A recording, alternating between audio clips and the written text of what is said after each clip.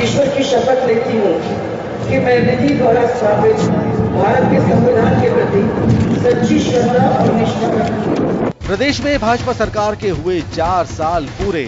4 साल सरकार के, जनता मांगे हिसाब।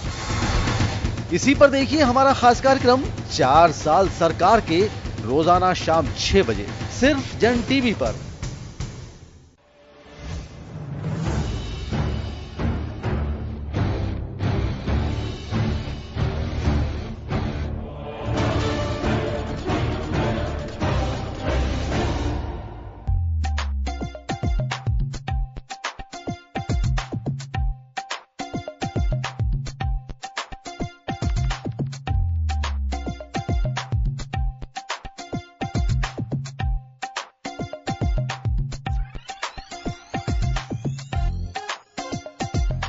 मैं वसुंधरा राजे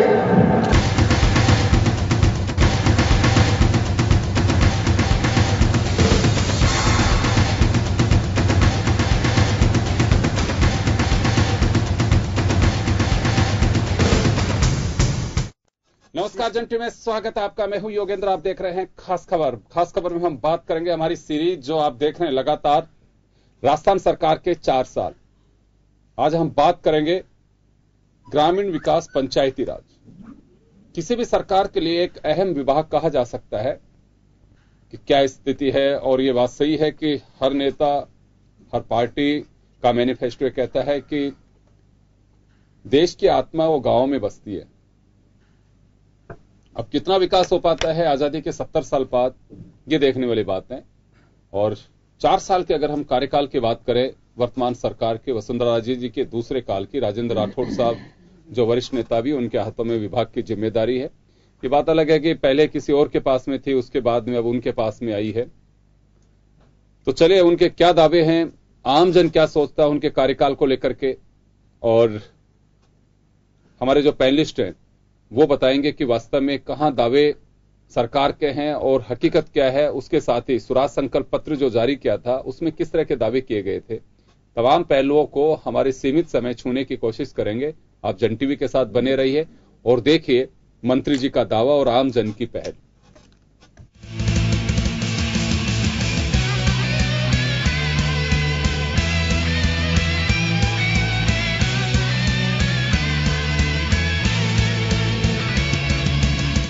और अब तक मैं बात करूं 4 साल की उपलब्धियों का, तो 13 दिसंबर तक हमारे 73,75,000 परिवारों में शौचालय का निर्माण हो चुका होगा। और इसके लिए हमने 4,998 करोड़ रुपए की राशि व्यय की है। अब तक जो 2 चरण पूरे हुए हैं उसमें कुल मिला के 7,742 गांवों में हमने इस जल स्वावलंबन अभियान को चलाया। कुल 2,23,319 इसके अंदर कार्य हुए। महात्मा गांधी राष्ट्रीय रोजगार गारंटी स्कीम 2017-18 के अंदर 5,69,00,000 मैंडेज क्रिएट करके हमने पूरे देश के अंदर दूसरा स्थान प्राप्त किया है। राजस्थान के अंदर अब तक राजीविका के अंतर्गत 69,050 स्वयंसेवी ग्रुप काम कर रहे हैं, जिसमें 8,10,212 हमारी बहनें जुड़ी हुई हैं। हमने प्रधानमंत्री सुरक्षा बीमा योजना में जितने भी बीमित दिव्यांगजन है या दिव्यांग खातेदार है, उनको जो प्रतिवर्ष देय प्रीमियम है उसका भुगतान करने का अधिकार भी अब हमने विधायकों को विधायक विकास कोष से दिया है। अब ग्राम पंचायतें भी वाणिज्यिक, औद्योगिक, सिनेमा, होटल इत्यादि के लिए भूमि का लैंड यूज परिवर्तन कर सकती है। पहली बार राजस्थान के अंदर पंडित दीनदयाल उपाध्याय ग्रामीण वितरण अभियान चलाया गया और मुझे कहते हुए प्रसन्नता है कि अब तक हमने 9,50,000 पट्टे उस गरीब व्यक्ति के हाथ में पहुंचाए हैं जिसके पास अपनी भूमि का वैधानिक अधिकार नहीं था। हर ग्राम पंचायत को गौरव पथ से जोड़ने के लक्ष्य को पूरा करने का काम निरंतरता से आगे बढ़ रहा है। हर ग्राम पंचायत में हायर सेकेंडरी स्कूल हो, हर ग्राम पंचायत में स्वास्थ्य सेवाओं की एक इकाई हो, हर ग्राम पंचायत के अंदर पशु चिकित्सा की इकाई हो। ये लगभग पूर्ति की ओर है। मैं समझता हूं कि एक गांव को अधिकार संपन्न के साथ साथ सुविधा संपन्न बनाने का जो लक्ष्य माननीय वसुंधरा जी ने रखा है, हमारे विभाग ने इन 4 वर्षों में उस लक्ष्य के प्रति ईमानदारी से काम किया है।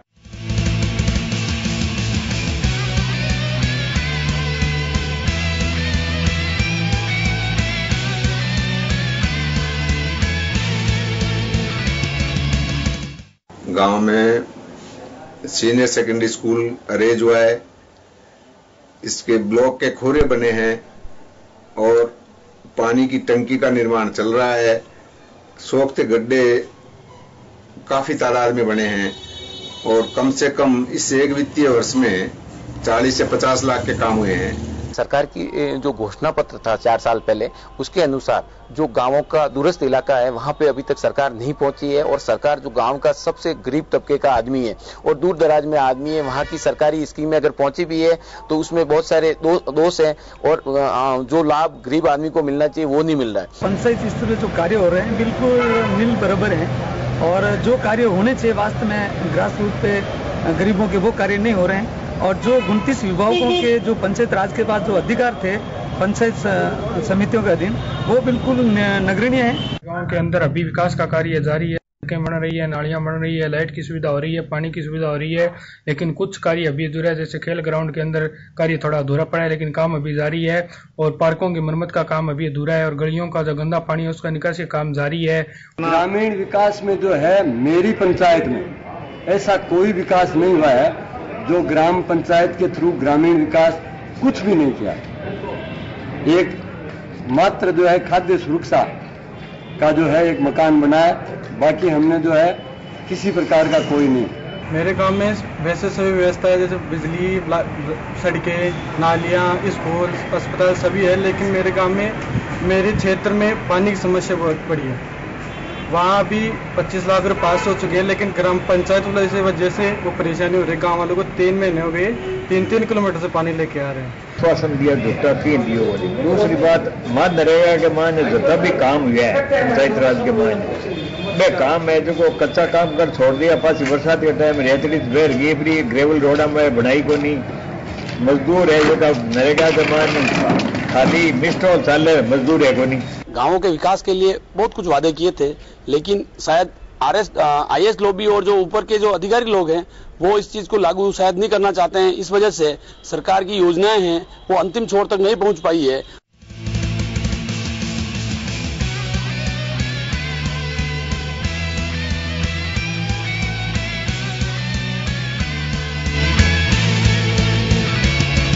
देखा कि अलग अलग जगह लोगों की राय है कि सरकार की नीयत ठीक है, काम करना चाहती है, लेकिन जो लॉबी है नीचे अधिकारियों के कर्मचारियों के वो ठीक से काम नहीं करने देते हैं और जो बजट मिलता है उसे पूरी तरह से खर्च नहीं किया जाता है।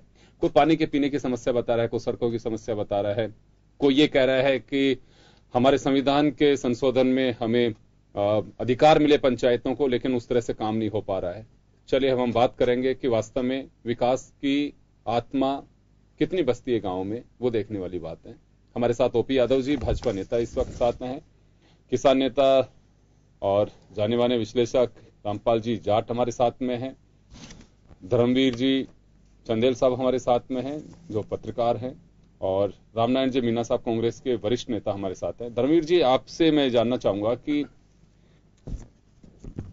देखिए मुद्दा हमारा है कि सरकार के 4 साल में कहां पहुंच पाए हम, क्या स्थिति है। हर व्यक्ति चाहता है कि मैं सुपर डुपर दिखूं या कहूं कि मैं विकास के मायने में मेरे यहां से शुरू हो कि वास्तव में राजस्थान को देखिए, कुछ दिन बिताइए राजस्थान में, इस तरह की कुछ हो, पता जाने क्या दिख जाए, कुछ ऐसे स्लोगन्स में हैं। गुजरात से में भी चल रहा है, राजस्थान में भी चल रहा है। तो वास्तव में कुछ ये कह सकते हैं कि आदर्श ग्रामीण। चलिए हमारे साथ एक कॉलर जुड़ा है, मैं आपके पास आऊंगा। जगदीश वो हमारे साथ में है। जी जगदीश जी स्वागत है सबसे पहले आपका पहला कॉल जन टीवी के लिए लगा है। जी बताइए, अपना सवाल बताएं आप।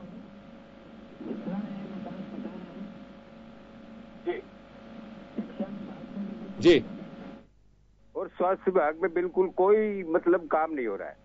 कई डॉक्टर हड़ताल पर है, कोई डॉक्टर जगदीश जी मैं माफी चाहूंगा, मैं आज ग्रामीण विकास पंचायती राज का मुद्दा है हमारा। शिक्षा के लिए जब हमारा मुद्दा होगा हम फ्लैश भी चलाएंगे उस पर, आप जरूर आप उस वक्त अपनी जो भी समस्या वो बताइए। अगर ग्रामीण विकास पंचायती राज से जुड़ा कोई आपका सवाल है तो आप जरूर बताइए। नहीं, मैं ग्रामीण में नहीं, मैं तो पोर्टपुगली सिटी में रहता हूँ और बिजली विभाग का भी कोई मतलब कम से कम 10-12 घंटे रोज कटौती होती है।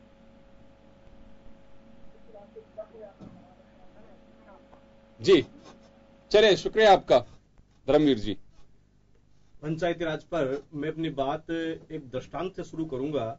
जब भारत का संविधान बन रहा था तो संविधान की पांडुलिपि लेकर पंडित नेहरू, सरदार पटेल, डॉक्टर अंबेडकर गांधी के पास गए। उन्होंने पांडुलिपि देते हुए गांधी से कहा कि हमने ये संविधान का एक प्रारूप तैयार किया है, जरा आप इसका अवलोकन कीजिए। गांधी ने उसको देखा, देखकर ये पूछा कि इसमें पंचायती राज कहाँ है। गांधी के सवाल पर तीनों नेता मौन हो गए, क्योंकि उसमें पंचायती राज का उल्लेख नहीं था। तो गांधी ने उस पर बड़ी गहरी नाराजगी जताते हुए कहा कि जिस संविधान में पंचायती राज नहीं है उससे देश का विकास नहीं हो सकता, गांवों का विकास नहीं हो सकता। और गांधी की मूल धारणा यह थी कि भारत गांवों में बसता है। उसके बाद गांधी के आग्रह को, गांधी के निर्देश के बाद सामुदायिक विकास कार्यक्रम के माध्यम से देश में पंचायती राज का आधारशिला रखी गई, उसका विकास हुआ। हम सबके लिए सौभाग्य का विषय है कि पंचायती राज की नींव भी राजस्थान के नागौर में डाली गई और ये परिकल्पना की गई कि देश का विकास गांवों के माध्यम से होगा, क्योंकि हम ये मानते हैं कि भारत की जनता, भारत की आत्मा गांव में बसती है।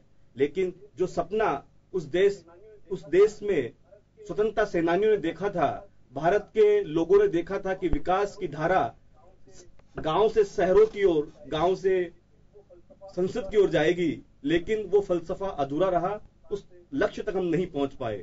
रही बात सरकार के 4 साल पूरे होने की कि इसमें पंचायती राज का कितना विकास हो पाया है और क्या हम उन इच्छित लक्षित आंकड़ों तक पहुंच पाए हैं, तो हर बार की तरह इस बार भी आंकड़ों का एक भयंकर मायाजाल है। क्योंकि आंकड़ों का एक फलसफा है, एक दर्शन है, वो आम व्यक्ति को समझ में नहीं आता। लेकिन यदि हम यथार्थ के धरातल पर आज देखते हैं तो पंचायती राज की बड़ी दर्दनाक स्थिति है कि आज भी जो सरपंच है, जो जिला प्रमुख है, जो प्रधान है, उनके नए पद सृजित हो गए हैं।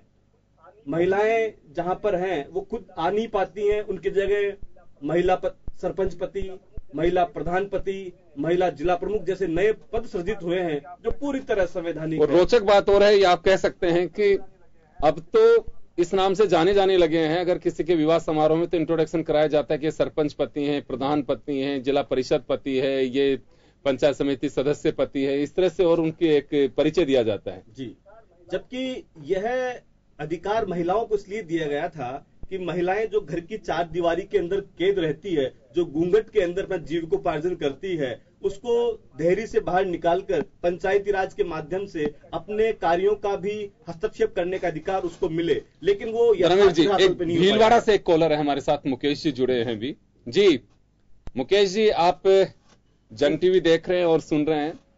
हाँ सर, बताइए अपना सवाल बताइए। निवेदन करा था,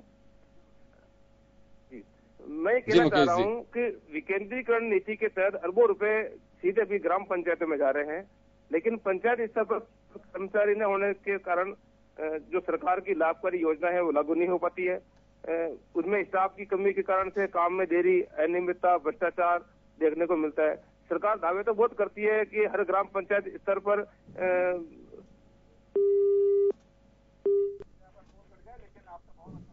चलिए, आपका कॉल कट गया, लेकिन आपका बहुत अच्छा सवाल है कि जो पैसा आता है, दावे किए जाते हैं वो, लेकिन हकीकत में और दावों में काफी अंतर है। ये मुकेश जी हमारे साथ रायपुर भीलवाड़ा से जुड़े थे। जी धर्मवीर जी, अपने एक बार जो अपने कॉलर ने सवाल पूछा है कि जो पैसा आना चाहिए वो ग्राम पंचायत तक नहीं आता है, ऐसा ही एक बुनियादी सवाल जब देश के प्रधानमंत्री राजीव गांधी थे उनके समक्ष में आया था। और उनका बहुत चर्चित कोट है कि जो ₹1 रुपया दिल्ली से चलता है वो उस वांछित व्यक्ति तक 15 पैसे प्राप्त होना चाहिए, उसको 15 पैसे होते हैं। तो ऐसा खत्म, ऐसी जो बीच में जितने भी जो पैरामीटर्स लगे हुए हैं, जो बैरियर लगे हुए हैं, उसको खत्म करने के लिए राजीव गांधी ने देश के संविधान में 73वां संविधान संशोधन किया और एक 3 टायर सिस्टम देश के समक्ष आया कि इससे पैसा मैं दिल्ली से भेजूंगा डायरेक्ट गांवों तक आएगा। लेकिन वो सपना भी आज भी अधूरा है। इसमें चाहे हम ये कह लें कि हमारे राजनेताओं की कमी है या कह लें कि कहीं ना कहीं ब्यूरोक्रेट उसमें बांझी मार लेते हैं और उस किसान को, उस मजदूर को, उस ग्राम में रहने वाले व्यक्ति को लाभ नहीं मिल पाता है जिसकी परिकल्पना इस देश में गांधी के देश में गांधी ने की थी। बिल्कुल सही है कि उस वक्त की एक गांधी की पीड़ा आप सहज ही समझ सकते हैं कि जब उन्होंने सोचा कि ग्रामीण विकास अगर नहीं होगा तो किस तरह से भारत का जो एक फेस हम लेकर के चल रहे हैं, जिसे धर्मनिरपेक्ष संविधान बनाने की पहल कर रहे हैं, वो अधूरा रह जाएगा। और मुझे लगता है कि वो आत्मसात तभी हो सकता है जब हम वास्तव में ग्रामीण विकास को उसी तरह, मैं ये नहीं कहता केवल आप ग्रामीण सेक्टर, लेकिन जो बजट आप कम से कम उस अनुपात में तो बजट का निर्धारण होना चाहिए कि शहरी क्षेत्रों में और ग्रामों में। और बात ये नहीं है, मुझे लगता है कि ये सरकारों की समझ में आना चाहिए कि आज अपार भीड़ जो सिटीज में बसती जा रही है उसकी वजह साफ है कि गांवों में सुविधाएं नहीं है। हर व्यक्ति चाहता है कि मेरे बच्चे को अच्छी स्कूल में पढ़ाऊं, मैं उसको ठीक से व्यवस्था मिल सके, पूरे 24 घंटे की बिजली मिल सके। कोटपुतली से थे, उन्होंने कहा कि देखिए साहब मैं गांव से तो नहीं, लेकिन कोटपुतली पंचायत समिति भी है, ग्राम पंचायत भी है, नगर पालिका भी है। लेकिन मेरा सवाल यह है कि हालात बहुत विकट हैं और ओम प्रकाश जी यादव साहब हमारे साथ जो बैठे हुए हैं ये तो उसी क्षेत्र से आते हैं। मेरा एक रामपाल जी आपसे सवाल है, मुझे बहुत अच्छे से ध्यान है कि अलवर के खेड़ली में राजीव गांधी ने, जब उनके साथ में राजेश पायलट भी थे, रक्षा मंत्री हुआ करते, पर सड़क परिवहन मंत्री हुआ करते थे, उन्होंने इस बात का जिक्र किया था कि मुझे ये मानने में और स्वीकार करने में, हो सकता है मेरी मजाक उड़े, लोग मेरे पे उंगलियां उठाएं, लेकिन हकीकत हमें स्वीकार करना होगा कि आजादी के इतने साल बाद भी जो सिस्टम हमारा हम दुरुस्त नहीं कर पा रहे हैं कि 1 रुपए वहां से आता है और यहाँ पे 15 पैसे, बहुत मखौल उड़ा था, बहुत चुटकियां ली गई थी, व्यंग भी कसे गए थे। कुछ हालात सुधरे, या मैं कहूं कि मुझे तो लगता है कि वो एक सोच थी, कोई प्रधानमंत्री हो सकता है अगर ये सच्चाई कुछ डेप्थ पे अगर स्वीकार करता है तो मेरे ख्याल में मनसा भी रखी होगी उन्होंने कि हालात सुधरने चाहिए। शायद उसी का एक वजह है कि 73वां संविधान वो संशोधन करवाया उन्होंने। योगेंद्र जी बात आपकी सही है, और उस समय जो राजीव गांधी ने प्रधानमंत्री के रूप में एक सच्चाई को स्वीकार किया वो प्रशंसनीय बात थी, अच्छी बात थी, और उसके आधार पर वो 73वां संविधान संशोधन भी लाए, ये और अच्छी बात थी। लेकिन एक चूक कर गए, उसमें गंगोत्री में गंगा अटक गई शिव जी की जटाओं में। यही पंचायत राज के साथ हुआ। जो अधिकार, जो अनुसूची तैयार की गई पंचायत राज के अधिकार के लिए, जितने विषय दिए गए संविधान में लिख दिया गया, इसका निर्णय राज्य करेंगे। यदि जैसे संविधान के अनुसूची में संघ के अधिकार, राज्य के अधिकार, उसी ढंग से यदि उसको कर देते ये पंचायतों का अधिकार, वो भी सीधे संविधान से प्राप्त होते ग्राम पंचायतों को, तो ये समस्या नहीं आती। इसलिए उस समय बहुत बड़ी चूक थी कि उन्होंने उसको अटका दिया राज्यों को भरोसे, और कोई भी राज्य सरकार आज तक उन अधिकारों को पंचायत राज को नहीं दे पाई। वो किसी भी पार्टी की सरकार हो और किसी भी स्टेट की सरकार हो, एक भी सरकार आज तक उन अधिकारों को, जो 29 की सूची है जो ग्राम पंचायत राज के लिए तैयार की गई, आज भी वो खजूर पर अटके हुए हैं और ग्राम का व्यक्ति नीचे खड़ा हुआ है।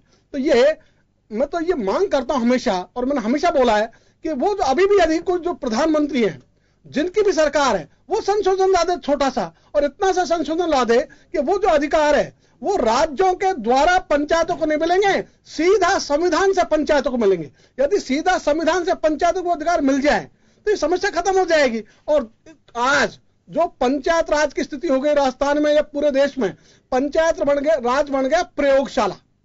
सब तरह के प्रयोग पंचायत राज में करो, उन प्रयोगों का विधानसभा और लोकसभा में करो ना भाई। तो यहां क्यों कर रहे हो? तो यहां की बजाय मौन प्रयोग करोगे तो पता लगेगा। संकेत यह है कि जो लिमिटेशंस तय की गई हैं, बच्चों की बात तो हो चाहे एजुकेशन की बात हो, वो आप चाहते हो कि नीचे से क्यों, जब आप मान के चलते हैं कि धारा ऊपर से बहनी चाहिए तो लोकसभा से लेकर के नीचे तक आनी चाहिए थी। ये बात बहुत सारे लोग बोलते हैं कि आप ग्रामीण विकास पंचायत राज पे तो प्रयोग करके देख लिया, लेकिन मुझे अभी 1 दिन पहले या 2 दिन पहले ही एक जस्टिस है माननीय, उन्होंने भी इस बात का जिक्र किया था कि ये जो लिमिटेशंस तय नीचे कर रहे हो, मुझे लगता है कि अब ऊपर भी होनी चाहिए। तो एक बहुत अच्छी बात है।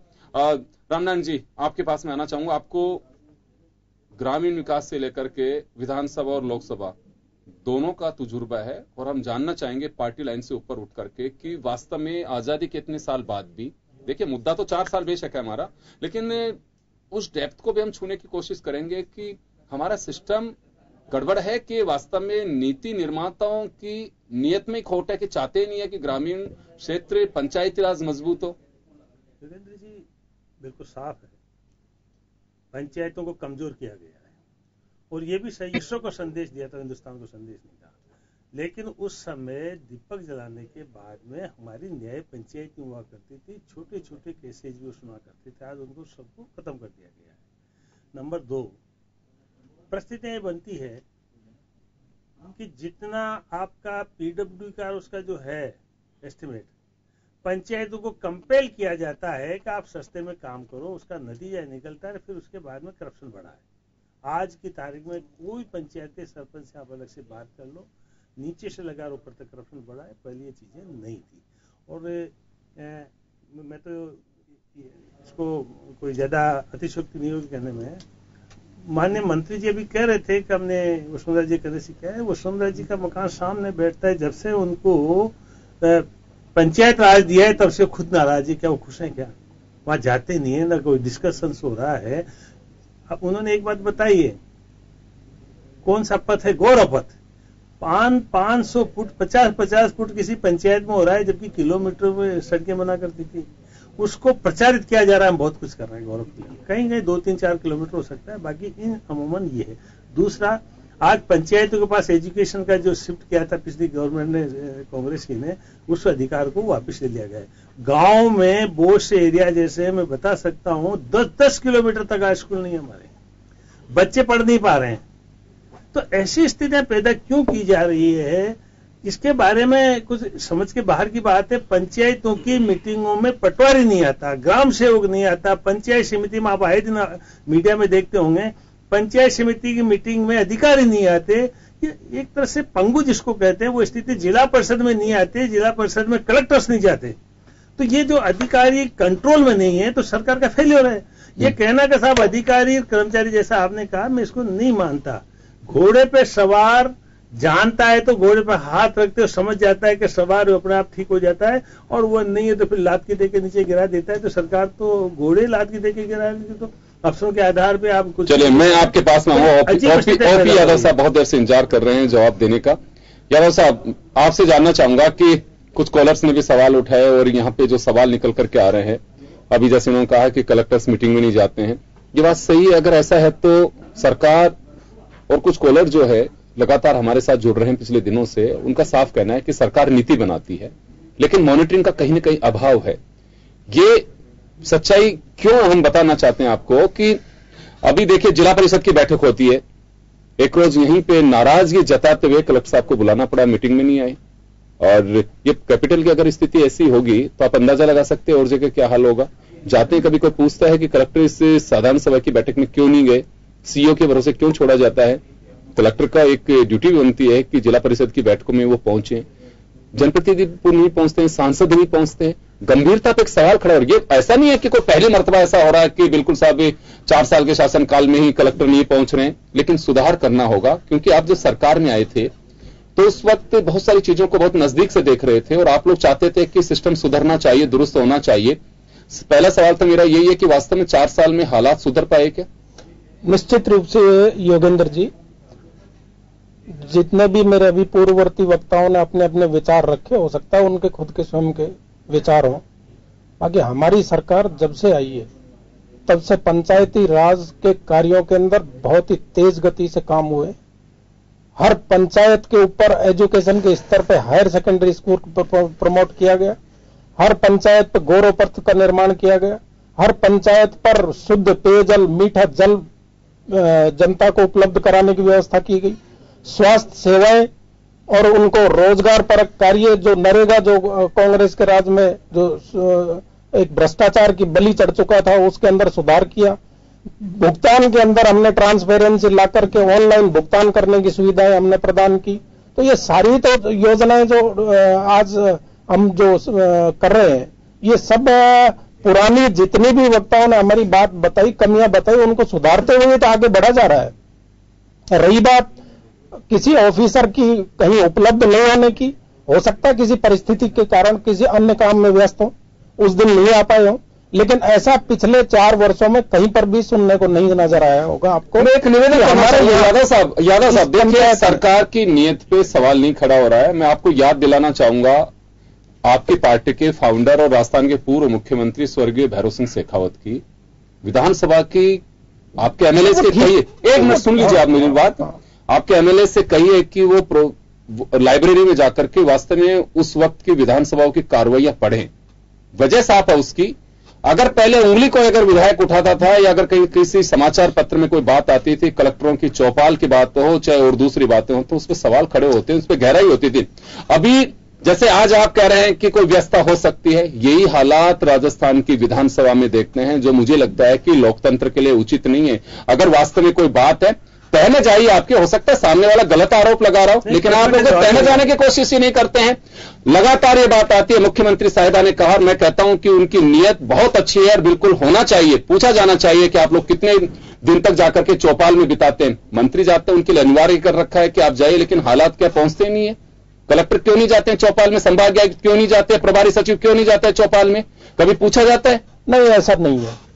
हमेशा बहुत ही अच्छी बात है, हमेशा उपस्थित होते हैं। जो भी गंभीर जो सेंसियल जो मुद्दे होते हैं उनके ऊपर गंभीरता से विचार होते हैं और तुरंत फैसले भी होते हैं। तो आपकी नजर में मुझे लगता है कि हमारे मंत्री राजस्थान में मंत्री भी 2-3 दिन तक प्रवास किए हुए हैं, ये हमारे संज्ञान में भी आया हुआ है और हमेशा हमारे मुख्यमंत्री महोदय हमेशा इस मामले में कॉलर से सवाल भी सुन रहे थे। मैं जो कह रहा हूं ब्यूरोक्रेट्स की हम बात कर रहे हैं। आप कितने कलेक्टर आपके चौपाल में जाते हैं मालूम है आप लोगों के, हम आपको आंकड़े भी दे सकते हैं।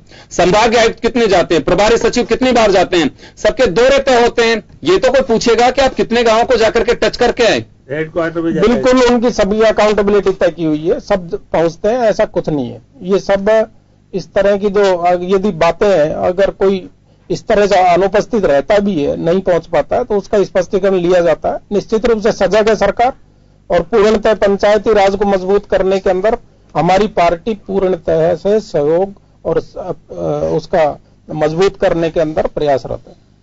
चलिए, विकास की गंगा बह रही है। ग्रामीण विकास में कमियां बिल्कुल ये कह सकते हैं कि एकदम पैंदे में पहुंच गई हैं। कमियां जो हैं वो कहीं दिखाई नहीं दे सकती हैं। सड़कें बन रही हैं, गौरव पथ के नाम पर कही जा रही है। नरेगा के काम काफी बड़े हैं। ओडीएफ में 2018 मार्च तक पूरा लक्ष्य पूरा कर लिया जाएगा राजस्थान में, यानी कि लोटा पार्टी आपको कहीं नजर नहीं आएगी। कुछ ऐसे विकास है जिनके राजेंद्र राठौड़ जी दावा कर रहे हैं और कलेक्टरों की हकीकत आप सब लोग जानते हैं, कितने चौपाल में शामिल होते हैं, कितनी पेंडेंसी को दूर करते हैं, कितने पब्लिक के दर्द सुनते हैं। किसे कई बार ये भी वायरल हो जाते हैं कि कोई ज्यादा बात कहता है उसे ठीक करने की नसीहत दी जाती है। चलिए एक छोटे से ब्रेक के लिए रुकेंगे और ब्रेक के बाद हम वापस लौटेंगे।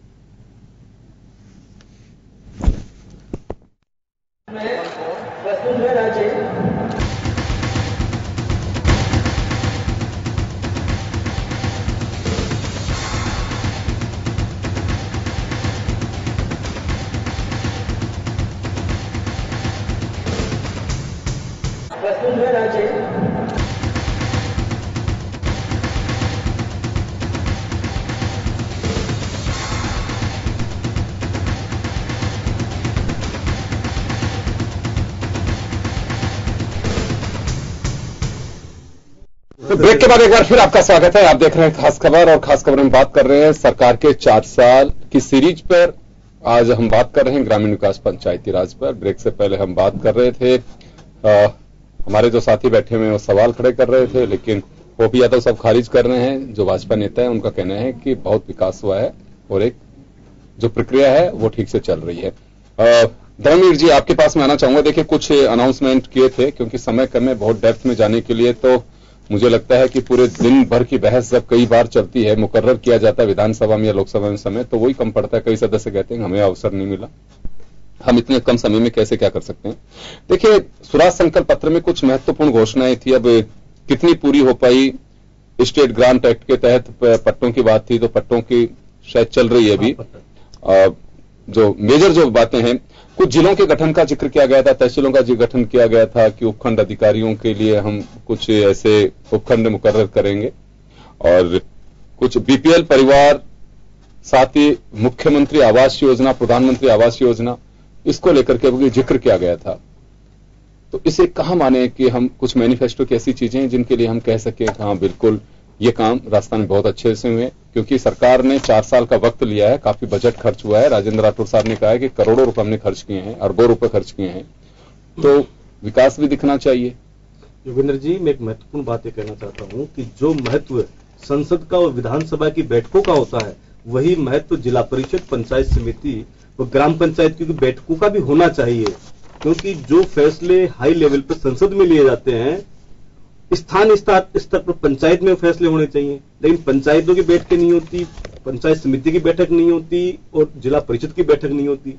कभी कभार बैठक हो भी जाती है रस्म अदायगी के रूप में, तो उसमें ब्यूरोक्रेट नहीं आते। तो मेरा आपसे निवेदन यह है कि बैठकें नियमित रूप से हो, बैठकें हो और उसमें जो प्रस्ताव तैयार हो, उन प्रस्तावों का ठीक प्रकार से इंप्लीमेंटेशन हो जाए, तो गांव की तस्वीर बदल जाए।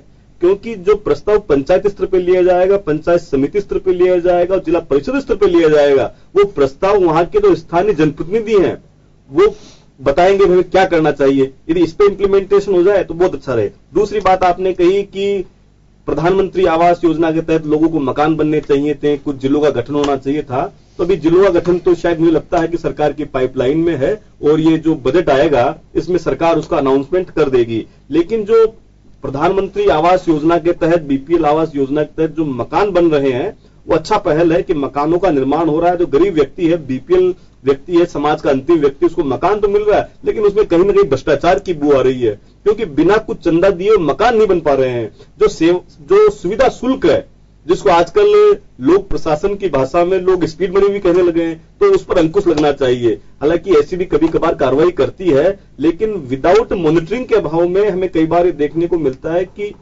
वो अपना जो लक्ष्य था उस लक्ष्य तक हम नहीं पहुंच पाते हैं। दूसरा, आपने बताया कि पंचायत समिति स्तर पर और ग्राम पंचायत स्तर पर इतने बड़ी संख्या में पद खाली हैं कि जो योजनाएं हम शासन सचिवालय के बंद कमरों में बनाते हैं, वो योजनाएं जमीन पर नहीं आ पाती हैं। ऐसे में एक जो पंचायत का सेक्रेटरी होता है, उसके पास नियमानुसार एक पंचायत होनी चाहिए, लेकिन वो 4-4 पंचायतों का सेक्रेटरी बना हुआ है। तो उसको इस प्रकार चक्करघनी बना देते हैं कि ना तो वो किसी व्यक्ति को लाभ पहुंचा पाता है और ना ही अपने कार्य को सही अंजाम तक पहुंचा पाता है। तो ऐसे में जो पद खाली हैं, उन पदों को भरा जाना चाहिए। और दूसरा, जिस प्रकार स्पीड मनी का इसमें योगदान बढ़ा है लोगों को आवास लेने में, उस पर भी अंकुश लगना चाहिए। और रही बात आपकी जिलों के निर्माण की, तो मुझे लगता है कि जो बजट सत्र आएगा उसमें सरकार उसका अनाउंसमेंट करेगी, या उससे पहले जो 13 तारीख को जो सरकार के 4 साल पूरे हो रहे हैं, उस मौके पर उसका अनाउंसमेंट हो जाएगा। ओडीएफ की अगर बात करें, ओडीएफ का दावा है कि 18 मार्च 2018 में हम राजस्थान को ओडीएफ कर देंगे, और अभी 43 लाख कितने शौचालय बनवाए हैं? 43,75,000 शौचालय सरकार ने बनवाए हैं। शौचालय बने तो हैं, लोगों ने बनवा भी लिए हैं, लेकिन ये ध्यान नहीं रखा गया कि इसको बनाना कहाँ है। कई शौचालय रसोई घर के पास बना लिए गए, कई शौचालय सरकारी जमीन के पास बना लिए गए, कई शौचालय मंदिर के पास बना लिए गए, कई शौचालय ऐसी जगह बना लिए गए कि वहां हमारा इंक्रोचमेंट हो जाएगा। तो जो जल्दबाजी में जिस तरह शौचालयों का निर्माण किया गया है, वो मुझे लगता है कि वो अपने जो हेतु है, हेतु की पूर्ति उसमें नहीं हो पाएगी। और जिस तरह उसमें बजट का अभाव नजर आता है कि वो पूरी जो पैसा आप दे रहे हो उसमें ढंग के शौचालयों का निर्माण नहीं हो पाता है, तो आप उसमें राशि भी आपको उतनी पर्याप्त मात्रा में देनी चाहिए थी कि एक भली प्रकार एक शौचालय का निर्माण हो सके और उसका उपयोग हो सके। अब गांव में आज पानी की भी समस्या है, तो पानी के अभाव में हम किस प्रकार शौचालय का उपयोग कर पाएंगे, ये भी सोचने वाली बात है। लेकिन ये एक सकारात्मक पहल है कि जो देश के प्रधानमंत्री ने इस विषय पर विचार किया है कि हमें इसको मुक्त करना है। गांधी जयंती से जो इसका आगाज हुआ है, हम उस दिशा में अग्रसर हुए। कुल मिलाकर के ये माना जा सकता है कि मुझे लगता है विभाग ने 48,800 करोड़ रुपए तो खर्च किए हैं। सरकार काम करना भी चाहती है। सरकार के यहाँ पे जो ब्यूरोक्रेसी नियम कायदे बनाते हैं या जो योजनाएं बनाते हैं, बंद कमरे में एसी की हवा में बैठ करके वो अच्छी योजनाएं होंगी, निश्चित रूप से एक अच्छे माहौल में बनती हैं। लेकिन ये देखने की कोई जहमत नहीं उठाता है कि वास्तव में धरातल पे उसकी हकीकत क्या है।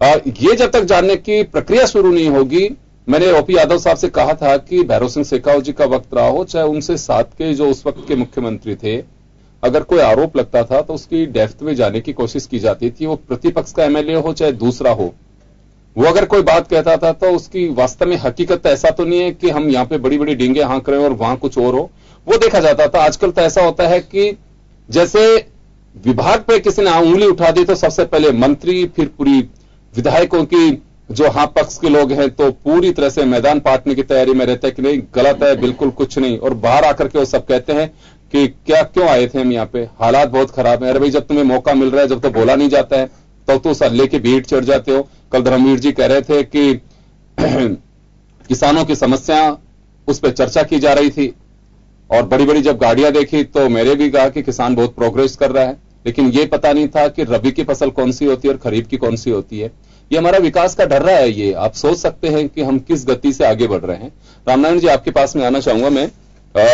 कुछ ऐसी चीजें हैं जो सरकार का दावा है कि नरेगा में 4 साल में 15,590 करोड़ रुपए खर्च किए हैं और नरेगा में कुछ ऐसी चीजें भी की हैं जो आप लोग नहीं कर पाए थे। एसेट्स तैयार करना, रेशो को बढ़ाना, जो सरकार बड़ी एक उपलब्धि मानती है। और ये हमारा भी मानना है कि केवल गड्ढे खोदने तक नरेगा को सीमित नहीं रखा जाना चाहिए था। मेरे जाति ख्याल ये असत्य कथन में माहिर है सरकार। मैं 10 साल पहले भी मैंने इसको देखा है और नरेगा जब स्टार्ट हुई तब से मार्गदर्शन को संयुक्त करने का तरीका जो चला आ रहा है वो हर पंचायत में MLA थे तब हम भी पैसे देते थे। ये जो कह रहे हैं आज नरेगा के नाम की मस्टोल्स ज्यादा है, आप जाकर के चेक कर लीजिए। ये शिकायतें गांव में आप कितने जाते हो मुझे पता नहीं, मैं तो जाता हूँ। शिकायतें मिलती है कि हर काम में नरेगा हमारे पास पैसा नहीं है, मंत्री घोषणा करते हैं पैसे की कमी नहीं आएगी। तो ये जो चीजें हो रही है ये समझ में नहीं आ रहा कि ये क्यों हो रहा है ऐसा। तो नरेगा का हर चीज का आप उठा करके काम को देख लीजिए, जोड़ दीजिए 5 साल के काम को, इसमें शिथिलता आई है। बल्कि इन्होंने तो पहले ही नरेगा को फिजूल खर्ची बताया था, अब उसको स्वीकार कर रहे हैं। नाम जरूर बदला जा रहा है हर योजना का, नाम बदल करके आप अटल सेवा केंद्र कर दो, राज्य सेवा केंद्र को हटा दो, आप किसी रोड का नाम बदल दो, ये काम कर रहे हैं। तो मेरा जहां तक ख्याल है कि ये प्रचार के अलावा कहीं कुछ भी नहीं है। और आज गांव की स्थिति देख लीजिए, मुझे एक पॉइंट एक जगह बता दीजिए, हर जगह इतना जो कुछ किया जा रहा है, तहसीलदार तक मीटिंगों में नहीं आ रहे, पंचायत मीटिंगों में। मतलब प्रशासन अनकंट्रोल्ड है। इसका मतलब हमारी सरकार में बैठे लोगों में कहीं न कहीं कोई बहुत बड़ी खामी है कि प्रशासनिक अधिकारी उनकी औकात जानने लगे। इसके साथ ही आप देखिए कहीं भी इन्होंने पंचायत में आबादी लैंड बढ़ाने की बात नहीं कर रही है, पट्टे का तो प्रचार करते हैं। ऐसी पंचायत में यहाँ बैठा बैठा आपको गिना सकता हूँ जहाँ आसपास जमीन है लेकिन चारागाह जमीन है, उस पर अतिक्रमण करके किसान को बनाना पड़ता है, क्योंकि हमारा टेनिस एक्ट में कहता है कि आपके पास मकान बना के रहने का अधिकार है, तो रह रहा है। आप ये आज जिस पंचायत से रेती निकल रही है उसमें अधिकार है, किसान अपने काम के लिए रेती ला सकता है, स्कूल के लिए ला सकता है, ठेकेदार से मिले हुए हैं। हर जगह करप्शन में बढ़ोतरी हुई है। यही कारण है आज कहीं भी शौचालय की बात करते हुए काम भी तो पंचायत काम भी तो होंगे वो 25 हजार तक आपके शौचालयों के पैसे देने की शिकायत है। मैं आपको नाम से राज्य में बता दूंगी, कोई जांच तो करे। सरकार पर जांच ही नहीं है। कलेक्टर को टेलीफोन कर मैं कहता हूं वो दरख्वास्त दे तो उसको वापस वही चला जाता है। तो स्थिति बड़ी विकट है। उस विकट स्थिति में यदि ये अपनी उपलब्धि बताती है सरकार, इससे बड़ा हमारा दुर्भाग्य नहीं हो सकता। सरकार को सुधरना चाहिए, अधिकारी पे कंट्रोल करना चाहिए। यदि कलेक्टर बेईमान है तो चपरासी भी 5 रुपए की चाय पिएगा। मुझे तो ऐसा लगता है इस सरकार में क्यारा पी गया, जिसको हम गांव में कहते हैं ना, पानी पी जाता है क्यारा पी गया भाई, निमट गया। तो ये मामले निमटा रहे। गांव की स्थिति बड़ी विकट है। आप कोई भी पंचायत में चले जाओ, सरपंच खुद परेशान है, उनका पेमेंट नहीं मिल रहा है। कहीं भी पेमेंट उनको बिना कमीशन के उनकी मस्टोलें नहीं भरी जा रही। ये मामला पहले नहीं था। ये मैं आपको हर पंचायत में बता सकता हूं, नाम बता सकता हूं, जाके पूछ लीजिएगा। तो ये जो स्थितियां हो रही है, आज भी मेरे पास शिकायत आई है संडीला गांव है। उस गांव की शिकायत आई, वहां के सरपंच मेरे पास 40-45 किलोमीटर दूर से चल करके मेरे पास आए। मैं देवली था। उन्होंने कहा साहब हम क्या करें, हमारे पंचायत में बिल पास नहीं होते, वो जैन सब दस्तखत नहीं करते, मस्टोल नहीं भरते। इतना करप्शन मैंने मेरी लाइफ में नहीं देखा। मैं आज से नहीं हूँ, देखा तो पहले आपने, लेकिन इतना नहीं देखा। ये तो नहीं है ही नहीं, ये स्थितियां तो है ही नहीं, ये स्थितियां है ही नहीं। पता नहीं चले हो जाता है। लेकिन आज तो हर मामले में मुझे एक चीज बता दे, मुख्यमंत्री वसुंधरा जी बता दें, आपके जब से ये आए हैं, राठौड़ साहब ने सीसी रोड पीडब्ल्यूडी में चलाया था। एक सीसी रोड सही नहीं है, सब टूट गए। जबकि उसकी लाइफ इन्होंने बताया था 50 साल। और कितना गुना का खर्चा होता है? वो सारा टूट गया, वही शिकायत पंचायत को रही। इधर सीसी रोड बन रहे, उधर उखड़ रहे हैं। राठौड़ साहब को तो मैं राय दूंगा आपके माध्यम से, यदि मुझे जानते हो तो कृपा करें एक पंचायत का सीसी रोड चेक करवा ले, जो करा नहीं सकते, उनकी स्थिति नहीं, औकात नहीं है। नहीं, मंत्री की औकात तो कैसे नहीं, देखिए नहीं, औकात है, पावर है, मानता हूं है, लेकिन उनमें हिम्मत नहीं है। मैं ये कहता हूं हिम्मत नहीं है, क्योंकि प्रशासन इसी तरह का बना हुआ है। तो ये उनको करना चाहिए। वो नाखुश है, डिपार्टमेंट मलाईदार नहीं मिला तो नहीं मिला, काम करना चाहिए। ईश्वर ने उनको मौका दिया है। बड़े बड़े पूंजीपति सरपंच में हार जाते हैं, वो वर्षों से मंत्री हैं। अब ठीक है, थोड़े दिन भलाई का काम करे, ग्रामीण अर्थव्यवस्था को देखे, वो देख नहीं रहे। एक गांव में मंत्री बनने के बाद वो नहीं गए, एक गांव में नहीं गए, ये हमारा दुर्भाग्य है। इसलिए मंत्री को ग्रामीण अर्थव्यवस्था को, ग्रामीण विकास कार्यों पे ध्यान देना चाहिए, वो नहीं दे रहे, इसलिए स्थितियां बड़ी विकट हो रही है। चलिए रामपाल जी के पास में जाएंगे। रामपाल जी, आपसे जानना चाहूंगा, कुछ ऐसे काम हैं जो कह सकते हैं कि हाँ बिल्कुल ये काम तो है। देखिए, एक प्रक्रिया है, कुछ ऐसा लगता हो कि वास्तव में गांव में भी ये किया जाना चाहिए। सरकार का ये दावा है कि नरेगा के तहत 5,40,000 काम पूरे करवाएं। पूर्ण की बात कर रहे हैं वो 33,679 काम स्वीकृत में हैं कुल, जो ग्रामीण विकास पंचायत राज में। और योजना के तहत जो स्मार्ट विलेज योजना है उसके तहत 3,275 गांवों का विकास हुआ है स्मार्ट विलेज योजना के तहत। तो गांव भी स्मार्ट बन रहे हैं और यही हमारी इच्छा थी कि विलेज स्मार्ट बनेंगे, वहां के लोग स्मार्ट बनेंगे, तो शहरों की ओर जो पलायन हो रहा है वो रुक पाएगा। योगेंद्र जी, ये जो चित्र वर्णन हुआ है बहुत अच्छा लगता है। काश ये हकीकत बन जाए। मुझे लगता है स्मार्ट विलेज, कोई भी एक भी ऐसा जहां से पलायन नहीं हो रहा गांव से, तो उसको मान लेंगे स्मार्ट विलेज है। दूसरा, हिंदुस्तान के किसान और राजस्थान के किसान निरंतर कई वर्षों से एक मांग करते आ रहे हैं नरेगा के संबंध में कि भाई इस नरेगा को खेती से जोड़ दो। और नरेगा को खेती से जोड़ के जब किसानों के खेत पर काम हो, मजदूरों को काम दे दो।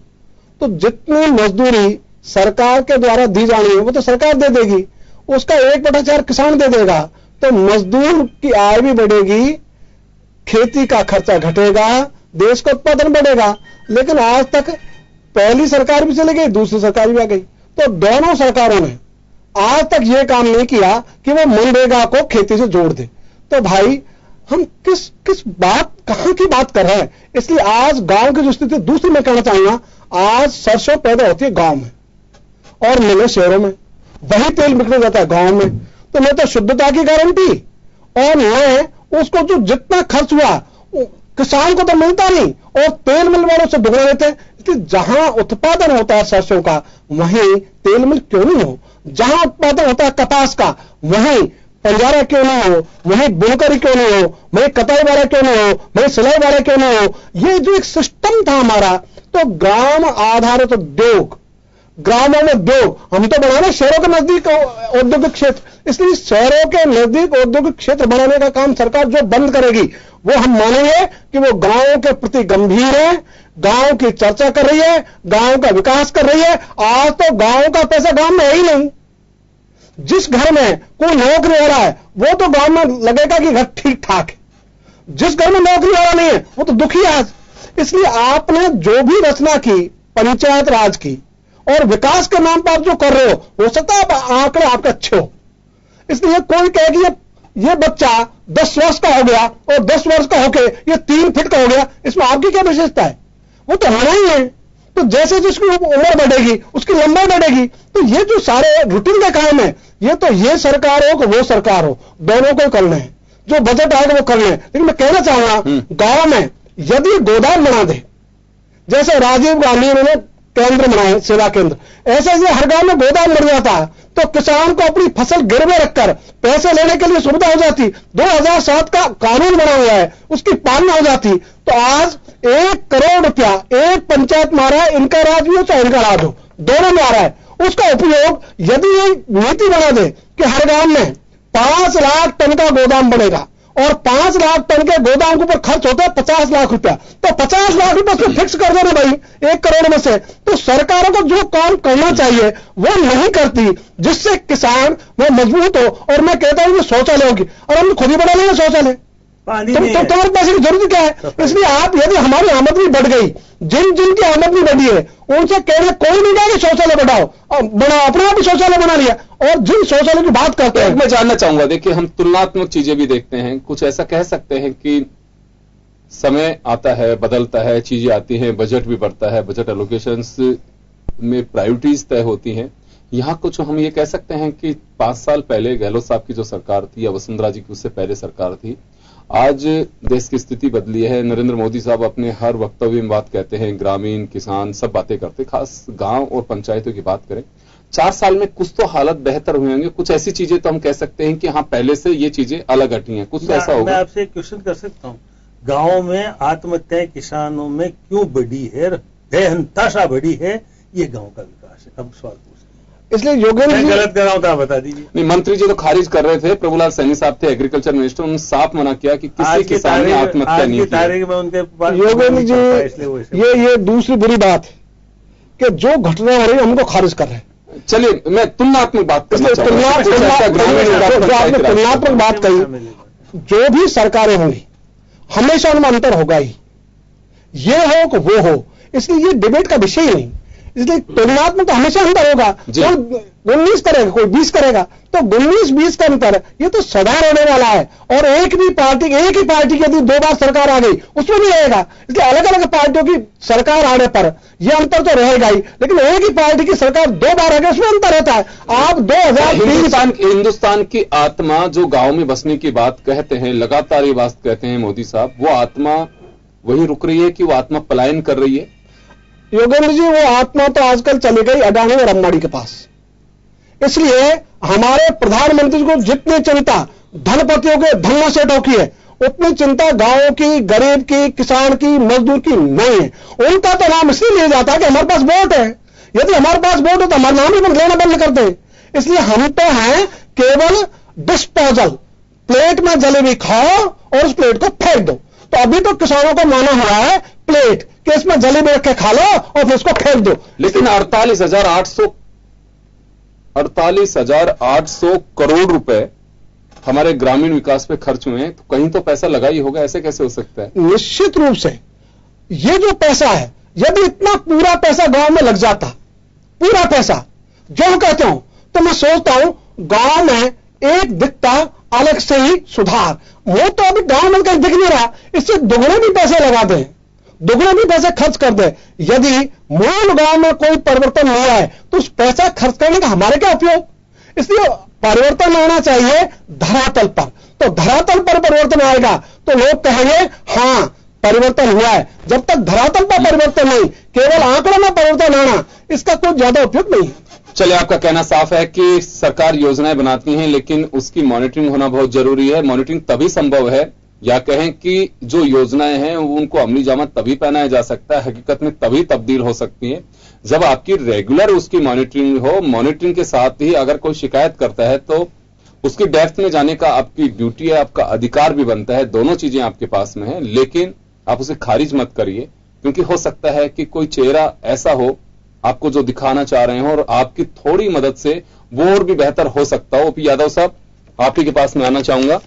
आप ये वो वॉइस है जो गांव में बसती है, और यहां डिबेट के लिए हमने रिक्वेस्ट की है खास रूप से रामनारायण जी मीना साहब से, जो सैकड़ों किलोमीटर गांव की यात्रा करते हैं, बेशक कांग्रेस के नेता हों लेकिन बहुत सीनियर लीडर हैं। रिक्वेस्ट करके बूंदी से इनको बुलाया, रामपाल जी जाट साहब को इनका दौरा छुड़ा करके बीच में हमने रिक्वेस्ट की है इनसे आप आइए।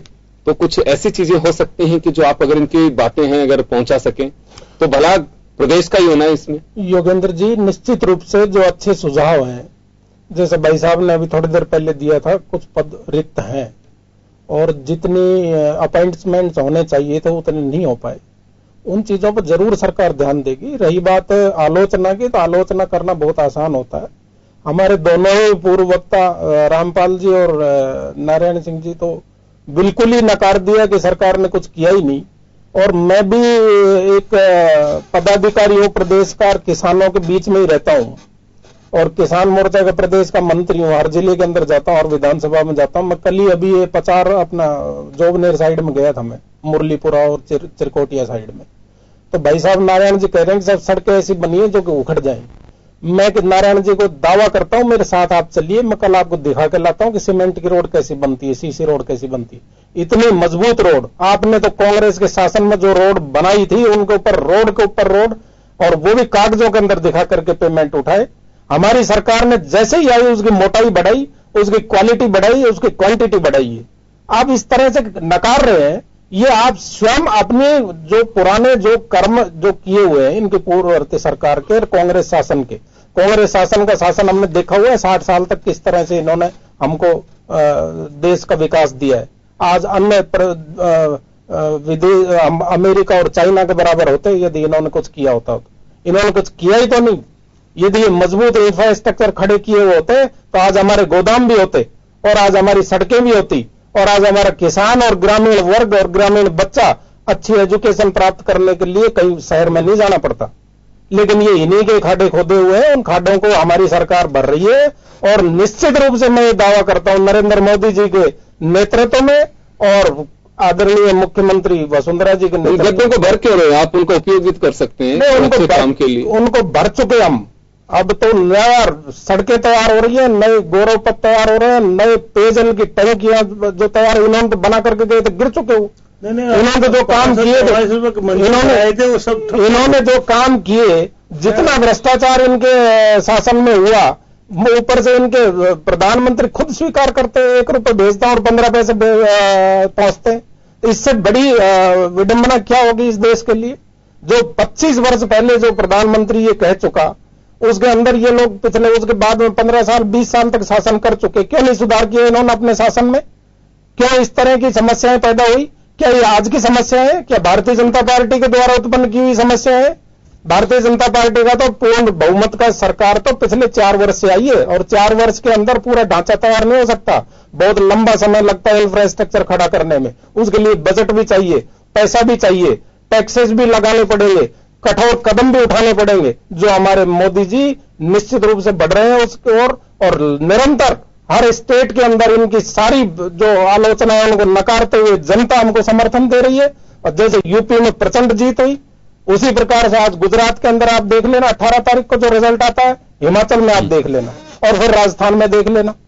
जनता वोट से जवाब देती, इन बातों से जवाब नहीं देती, कोई कल्पित बातों से और झूठे आंकड़े पेश करने से नहीं होती। हम भी गांव में रहते हैं, मैं भी किसानों के बीच में रहता हूं, किसानों की बात आपका है। मैं 30 सेकंड का वक्त दूंगा कि लबोल आप क्या माने कि ग्रामीण विकास पंचायती राज को लेकर के? रामपाल जी का एक सवाल है, गायों को 51 रुपया प्रतिदिन प्रति गोवंश सरकार ने दिए, 10 रुपया दे दे तो गायें हर जाए, वहां तो वो खा रही है, यहाँ करप्शन हो रहा है, पता नहीं कौन सी संस्था के माध्यम से। इससे ज्यादा करप्शन और भ्रष्टाचार नहीं हो सकता। गाय का चलिए मैं 30 सेकंड का वक्त आपको दूंगा क्योंकि टाइम ओवर हो चुका है। पंचायती राज की स्थिति हम इस बात से समझ सकते हैं कि जो बालक, जो युवा गांव में रहता है, घर में रहता है, तो उस घर में रोशनी, उस घर में प्रकाश, उस घर का वैभव तभी बढ़ेगा जब उसकी सरकारी नौकरी लग जाएगी। उसकी सरकारी नौकरी लगी, वो गांव से गायब शहर में आ जाएगा, क्योंकि गांव में आज भी अंधकार का साम्राज्य है। गांव में सुविधाएं नहीं है, ना तो मेडिकल की सुविधा है, ना शिक्षा की सुविधाएं हैं, ना रोजगार की सुविधा है, ना आवागमन की सुविधा है। लेकिन सरकार को 3275 ऐसे गांव बता रही जो स्मार्ट विलेज में तब्दील हुए। कई बार ये बात की गई है कि हम पलायन को रोकना चाहते हैं, क्योंकि पलायन व्यक्ति इसलिए करता है कि वह मूलभूत सुविधाओं का अभाव होता है। तो हम गांव को शहर जैसा बना देंगे ताकि व्यक्ति शहर में नहीं आ पाएगा। लेकिन ये दोनों दलों के प्रतिनिधियां बैठे हैं, हर दल की जो सरकार आती है वो इसका बढ़ चढ़कर इस बात को हकारे करती है कि हम ऐसा कर देंगे, लेकिन वो यथार्थ के धरातल पर नजर नहीं आता है। दूसरी बात और अंतिम बात ये कहूंगा कि जो 73वां व 74वां संविधान संशोधन हुआ था 1993 में हुआ, उसके बाद वो इंप्लीमेंटेशन हुआ। लेकिन अब जब हम दोनों का तुलनात्मक अध्ययन देखते हैं कि 73वां संविधान संशोधन तो किया गया था पंचायती राज के लिए और 74वां किया गया था स्थानीय निकाय के लिए। जब हम देखते हैं स्थानीय निकाय आज पंचायती राज से कई गुना आगे बढ़ गए हैं, तो आखिर पंचायती राज पीछे क्यों रह गया? तो ऐसे में दोनों दलों के प्रतिनिधियों को सोचना चाहिए कि आखिर कमी कहां रह गई। चलिए मैं माफी चाहूंगा धर्मवीर जी, बहुत बहुत शुक्रिया आप सभी का, आपने बहुत अच्छी बात अपनी कही। समय सीमा का हम ध्यान रखते हैं, रोकना पड़ेगा, लेकिन हम ये कहना चाहेंगे कि वास्तव में ग्रामीण क्षेत्र का विकास होना चाहिए और ये इस बात से भी सहमत है कि चलिए एक दिन में नहीं हो सकता, लेकिन वास्तव में अगर कोई सुझाव आ रहे हैं, कोई कमी बताई जा रही है, आप उस पर गौर इतना फरमा सकते हैं कि वास्तव में उसमें डेप्थ में जाकर के उसकी जांच तो कर सकते हैं कि वास्तव में ऐसा तो नहीं हो रहा कि कहीं जो बातें हैं, यही बात पूर्ववर्ती सरकार को कही जाती थी कि आपकी योजनाएं बहुत बेहतर हैं लेकिन धरातल पे नहीं उतर पा रही हैं। अभी भी वही सरकार के चश्मा चढ़ा हुआ है कि जो लोग कह रहे हैं वो केवल महज एक माहौल बनाने की कोशिश करते हैं और ऐसा नहीं है। तो बहुत ही बढ़िया बात है कि स्मार्ट विलेज बने, आवास योजनाएं भी लगे और ओडीएफ का जो मकसद सरकार लेकर के चल रही है उसमें जरूर सफल हो। बहुत बहुत शुक्रिया आप सभी का। और 4 साल के इस सफर पंचायती राज और ग्रामीण विकास के लिए साहब इतना ही, दीजिए इजाजत, नमस्कार। वसुंधरा राजे